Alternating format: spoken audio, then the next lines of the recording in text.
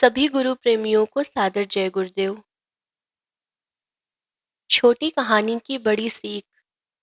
कहानी संख्या 1। दुश्मनी का राज। एक राजा के राज्य में बहुत बड़ा सेठ रहता था। उसके पास अपार धन था। एक समय राजा ने सेठ को बुलवाया। राजा सेठ से मिलकर बहुत खुश हुआ और वह बोला कि तुम मेरे महल में आया करो।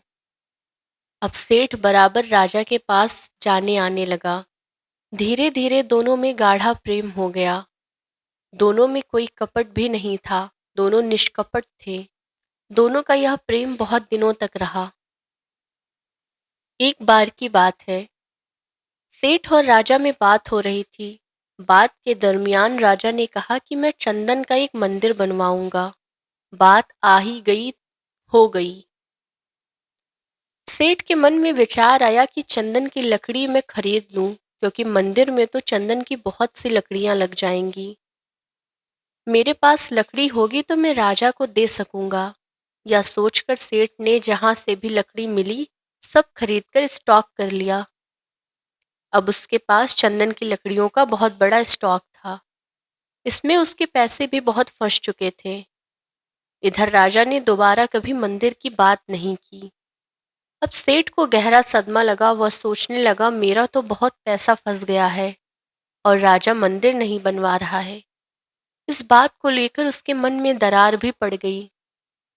मन में जैसे भाव उपजते हैं, व्यक्ति का बोल और व्यवहार भी वैसे ही बन जाता है। इस कारण राजा को सेठ का भाव समझते देर नहीं लगी और अब दोनों एक दूसरे के जानी दुश्मन बन गए। लेकिन अचानक विचारों में परस्पर पैदा हुई दुश्मनी के विचार पर भी राजा समझ नहीं पा रहा था कि इस दुश्मनी की जड़ क्या है। पहले राजा की अपनी बुद्धि जब काम नहीं करती थी तब वह उस समय में किसी जानकार महात्मा के पास चला जाता था। वहां उसकी समस्या का निदान मिल जाता था। सो वह राजा एक महात्मा के पास चला गया। राजा ने सेठ की सारी बात महात्मा से बताई और पूछा कि हम दोनों में यह दरार क्यों पड़ गई, ऐसा क्या हुआ।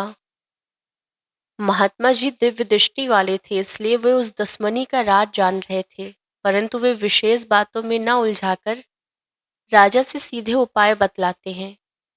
उन्होंने कहा कि राजन, तुम एक चंदन का मंदिर बनवाओ। लोग तुम्हें बहुत दिनों तक याद रखेंगे। ऐसा भव्य मंदिर बनवाओ। अब राजा ने घोषणा कर दी कि चंदन का मंदिर बनवाऊंगा। चंदन की लकड़ी लेने के लिए राजा के आदमी चल पड़े तो लकड़ी केवल सेठ के यहाँ मिली। मंदिर का काम शुरू हो गया। इतनी लकड़ियां लगी कि सेठ की सारी लकड़ियां मंदिर के काम आ गई। अब मंदिर तैयार हो गया। अब इधर सेठ जी का भी सारा फंसा पैसा वापस आ गया था। अब सेठ की सारी चिंता दूर हो गई थी।